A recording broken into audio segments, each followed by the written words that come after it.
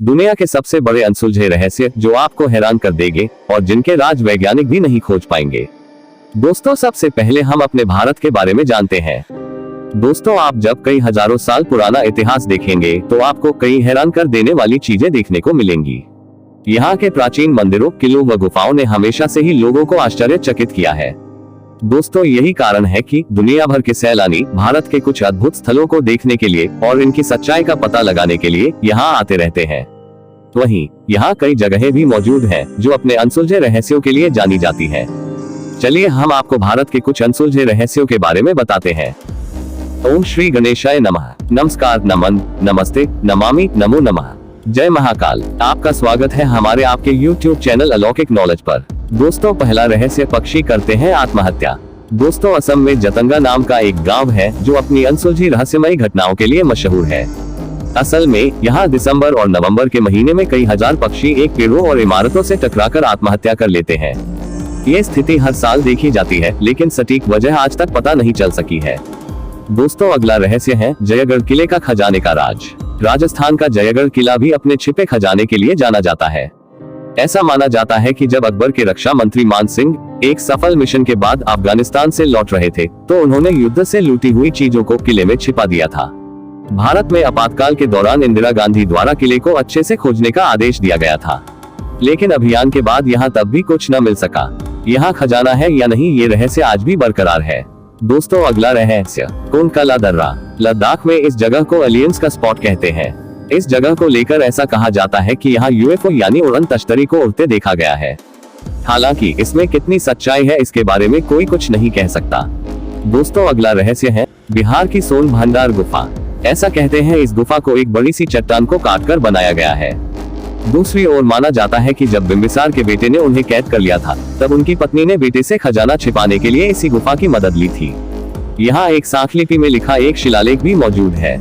ऐसा माना जाता है कि अगर किसी ने भी इन शिलालेखों पढ़ लिया तो खजाने का द्वार खुल जाएगा। अंग्रेजों ने खजाने को पाने के लिए तोप की भी मदद ली थी, लेकिन वो इसमें असफल रहे। दोस्तों, अगला रहस्य है, एक बार ओशो ने जानकारी दी थी कि 1937 में तिब्बत और चीन के बीच बोकाना पर्वत की एक गुफा में 716 पत्थर के रिकॉर्ड मिले हैं। पत्थर के आकार में वे रिकॉर्ड है महावीर से 10,000 साल पुराने, यानी आज से कोई 13,500 साल पुराने। ये रिकॉर्ड बड़े आश्चर्य के हैं क्योंकि ये रिकॉर्ड ठीक वैसे ही है जैसे ग्रामोफोन का रिकॉर्ड होता है। ठीक उसके बीच में एक छेद है और पत्थर पर ग्रूव्स है जैसे कि ग्रामोफोन के रिकॉर्ड पर होते हैं। अब तक राज नहीं खोला जा सका है कि वे किस यंत्र पर बजाए जा सकेंगे। दोस्तों, अगला रहस्य, रहस्यों से भरे मंदिर। ऐसे कई मंदिर हैं जहां तहखानों में लाखों टन खजाना दबा हुआ है। उदाहरणार्थ केरल के श्री पद्मनाभम मंदिर के 7 तहखानों में लाखों टन सोना दबा हुआ है। उसके 6 तहखानों में से करीब 1 लाख करोड़ का खजाना तो निकाल लिया गया है, लेकिन 7वें तहखाने को खोलने पर राजपरिवार ने सुप्रीम कोर्ट से आदेश लेकर रोक लगा रखी है। आखिर ऐसा क्या है उस तहखाने में कि जिसे खोलने से वहां तबाही आने की आशंका जाहिर की जा रही है। कहते हैं उस तहखाने का दरवाजा किसी विशेष मंत्र से बंद है और वह मंत्र से ही खुलेगा।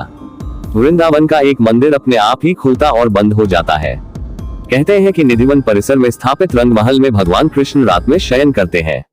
रंगमहल में आज भी प्रसाद के तौर पर माखन मिश्री रोजाना रखा जाता है।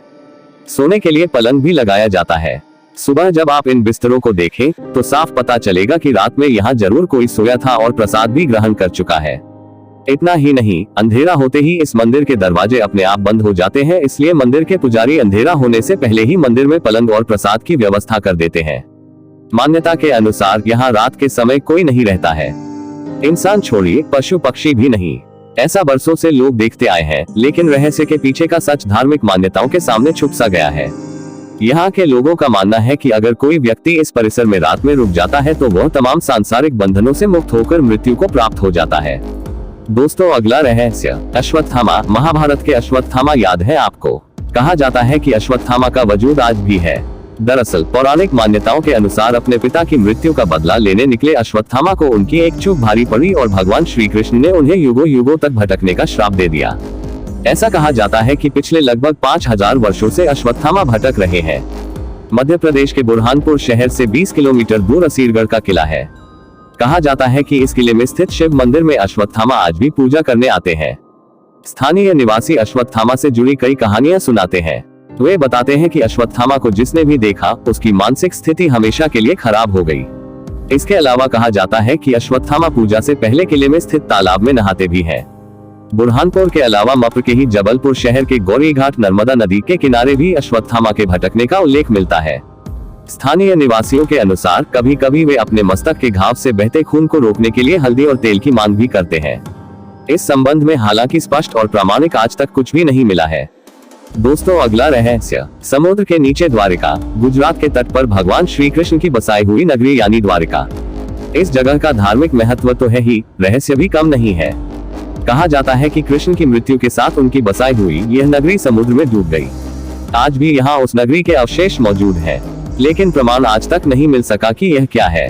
विज्ञान इसे महाभारत कालीन निर्माण नहीं मानता।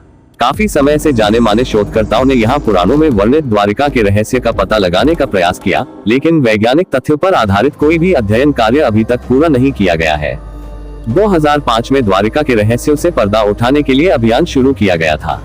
इस अभियान में भारतीय नौसेना ने भी मदद की। अभियान के दौरान समुद्र की गहराई में कटे छठे पत्थर मिले और यहाँ से लगभग 200 अन्य नमूने भी एकत्र किए, लेकिन आज तक यह तय नहीं हो पाया कि यह वही नगरी है अथवा नहीं जिसे भगवान श्री कृष्ण ने बसाया था।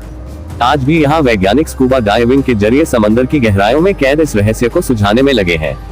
दोस्तों, अगला रहस्य, कैलाश पर्वत। इसे दुनिया का सबसे बड़ा रहस्यमयी पर्वत माना जाता है। यहाँ अच्छी आत्माएं ही रह सकती हैं। इसे अप्राकृतिक शक्तियों का केंद्र माना जाता है। यह पर्वत पिरामिड नुमा आकार का है। वैज्ञानिकों के अनुसार यह धरती का केंद्र है। यह एक ऐसा भी केंद्र है जिसे एक्सिस मुंडी कहा जाता है। एक्सिस मुंडी अर्थात दुनिया की नाभि या आकाशीय ध्रुव और भौगोलिक ध्रुव का केंद्र। यह आकाश और पृथ्वी के बीच संबंध का एक बिंदु है जहां 10 दिशाएं मिल जाती हैं। रशिया के वैज्ञानिकों अनुसार एक्सिस मुंडी वह स्थान है जहां अलौकिक शक्ति का प्रवाह होता है और आप उन शक्तियों के साथ संपर्क कर सकते हैं। कैलाश पर्वत की संरचना कंपास के 4 दिग बिंदुओं के समान है और एकांत स्थान पर स्थित है जहां कोई भी बड़ा पर्वत नहीं है। कैलाश पर्वत पर चढ़ना निषिद्ध है, पर 11वीं सदी में एक तिब्बती बौद्ध योगी मिलारेपा ने इस पर चढ़ाई की थी। रशिया के वैज्ञानिकों की यह रिपोर्ट यूएन स्पेशियल मैगजीन के 2004 के जनवरी अंत में प्रकाशित हुई थी।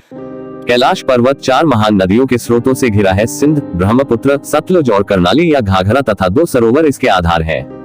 पहला, मानसरोवर, जो दुनिया की शुद्ध पानी की उच्चतम झीलों में से एक है और जिसका आकार सूर्य के समान है, तथा राक्षस झील, जो दुनिया की खारे पानी की उच्चतम झीलों में से एक है और जिसका आकार चंद्र के समान है। ये दोनों झीलें सौर और चंद्र बल को प्रदर्शित करती हैं, जिसका संबंध सकारात्मक और नकारात्मक ऊर्जा से है। जब दक्षिण से देखते हैं तो एक स्वस्तिक चिन्ह वास्तव में देखा जा सकता है। कैलाश पर्वत और उसके आसपास के वातावरण पर अध्ययन कर चुके रशिया के वैज्ञानिकों ने जब तिब्बत के मंदिरों में धर्मगुरुओं से मुलाकात की तो उन्होंने बताया कि कैलाश पर्वत के चारों ओर एक अलौकिक शक्ति का प्रवाह है, जिसमें तपस्वी आज भी आध्यात्मिक गुरुओं के साथ टेलीपैथिक संपर्क करते हैं। ये पर्वत मानव निर्मित एक विशालकाय पिरामिड है जो 100 छोटे पिरामिडों का केंद्र है। रामायण में भी इसके पिरामिड नुमा होने का उल्लेख मिलता है। यति यानी हिम मानव को देखे जाने की चर्चाएं होती रहती हैं। इनका वास हिमालय में होता है। लोगों का कहना है कि हिमालय पर यति के साथ भूत और योगियों को देखा गया है जो लोगों को मारकर खा जाते हैं। दोस्तों, अगला रहस्य, अलियाभूत लाइट। पश्चिम बंगाल के दलदली इलाकों में कई बार रहस्यमयी रोशनी देखे जाने की जानकारी मिली थी। स्थानीय लोगों के मुताबिक यह उन मछुआरों की आत्माएं हैं जो मछली पकड़ते वक्त किसी वजह से मर गए थे। लोग इन्हें भूतों की रोशनी भी कहते हैं। ऐसा भी कहा जाता है कि जिन मछुआरों को ये रोशनी दिखती है वे या तो रास्ता भटक जाते हैं या ज्यादा दिन जिंदा नहीं रह पाते। इन दलदली क्षेत्रों से कई मछुआरों की लाशें भी मिली हैं, लेकिन स्थानीय प्रशासन यह मानने को तैयार नहीं कि यह भूतों के चलते ऐसा हुआ। उनके मुताबिक मछुआरों के साथ अक्सर ऐसी दुर्घटनाएं होती रहती हैं। हालांकि अभी तक इस रहस्य से भरी गुत्थी सुलझ नहीं पाई है। वैज्ञानिकों को अंदेशा है कि दलदली क्षेत्रों में अक्सर मीथेन गैस बनती है और वे किसी तत्व के संपर्क में आने से रोशनी पैदा करती है। दोस्तों, अगला रहस्य, रूपकुंड झील। यह नदी हिमालय पर्वतों में स्थित है। इस तट पर मानव कंकाल पाए गए हैं। पिछले कई वर्षों से भारतीय और यूरोपीय वैज्ञानिकों के विभिन्न समूहों ने इस रहस्य को सुझाने के कई प्रयास किए, पर वे नाकाम रहे। भारत के उत्तरी क्षेत्र में खुदाई के समय नेशनल जियोग्राफिक भारतीय प्रभाग को 22 फुट का विशाल नरकंकाल मिला है। उत्तर के रेगिस्तानी इलाके में एम्प्ट क्षेत्र के नाम से जाना जाने वाला यह क्षेत्र सेना के नियंत्रण में है। ये वही इलाका है जहां से कभी प्राचीन काल में सरस्वती नदी बहती थी। इस कंकाल को वर्ष 2007 में नेशनल जियोग्राफिक की टीम ने भारतीय सेना की सहायता से उत्तर भारत के इस इलाके में खोजा। 8 सितंबर 2007 को इस आशय की खबर कुछ समाचार पत्रों में प्रकाशित हुई थी। हालांकि इस तरह की खबरों की सत्यता की कोई पुष्टि नहीं हुई है। इस मामले में जब तक कोई अधिकृत बयान नहीं जारी होता, यह असत्य ही मानी जा रही है। बताया जाता है कि कदकाठी के हिसाब से यह कंकाल महाभारत के भीमपुत्र घटोत्कच के विवरण से मिलता जुलता है।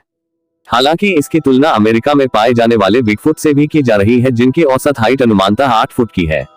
इसकी तुलना हिमालय में पाए जाने वाले यति से भी की जा रही है, जो बिगफुट के समान ही है। माना जा रहा है कि इस तरह के विशालकाय मानव 5 लाख वर्ष पूर्व से 1 करोड़ 20 लाख वर्ष पूर्व के बीच में धरती पर रहा करते थे, जिनका वजन लगभग 550 किलो हुआ करता था।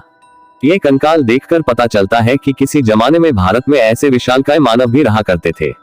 माना जा रहा है कि भारत सरकार द्वारा अभी इस खोजबीन को गुप्त रखा जा रहा है।